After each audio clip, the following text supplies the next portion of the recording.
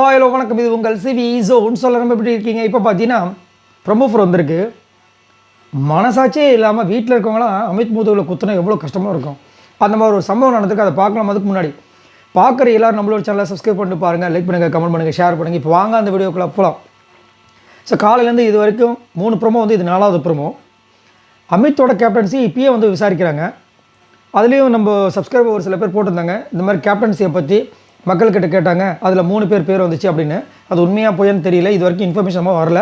But அவங்க சொன்னாங்க, அதனால் சொல்கிறேன். அதுக்கு தனியாக வீடியோ போடலை, ஏன்னா அது உண்மையாக போயான்னு எனக்கு தெரியாது.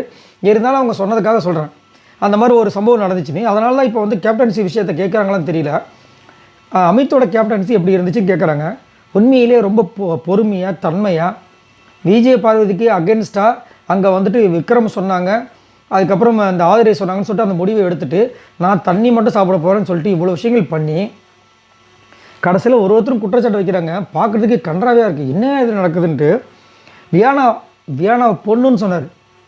இப்போ கொஞ்ச நேரத்துக்கு முன்னாடி வியானா எப்படி வந்து அவர்கிட்ட விளையாண்டுட்டு இருந்தாங்க தெரியுமா? அவங்க சொல்கிறாங்க, அவர் மேலே ஒரு அக்யூசியேஷன் வச்சா அவரால் அக்செப்ட் பண்ணவே முடியாதான். எவ்வளோ கொடுமையாக இருக்குல்ல. எதுக்காக அவங்க இந்த கரை வச்சு அடிக்கிறாங்க தெரியுமா?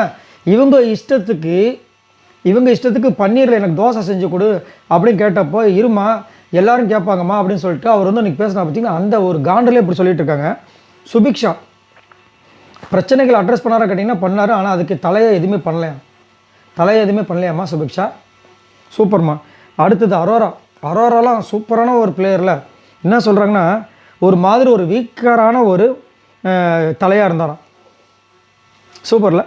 அடுத்தது வந்துட்டு விக்ரம் வந்துட்டு பாருக்கிட்ட சாஃப்ட் கார்னர் பண்ண மாதிரி இருந்துச்சு, சாஃப்டாக ப்ளே பண்ண மாதிரி இருந்துச்சு. பார்வை வச்சு செஞ்சார், அதெல்லாம் உங்கள் கணக்கு தெரியாது.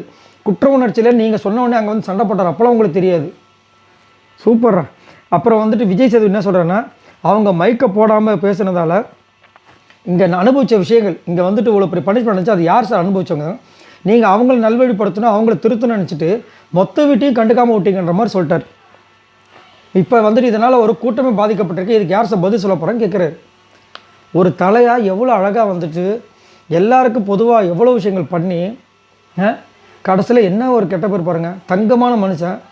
இதில் வேறு வந்துட்டு அந்த கோர்ட் டாஸ்கில் அந்த ஒரு வக்கீலாக அவ்வளோ அழகாக பேசி, இவருக்கு இவ்வளோ பேச்சு திறமை இருக்கா அப்படின்னு பேசி எவ்வளோ விஷயங்கள் பண்ணார் இந்த வாரத்தில். ஆனால் அவர் வந்து இந்த மாதிரி பேச சத்தியமாக நினச்ச கூட பார்க்கல. இவர் எப்படி உங்களுக்குலாம் வந்துட்டு மனசு வருது இவரை குறை சொல்கிறதுக்கு எனக்கு புரியலை.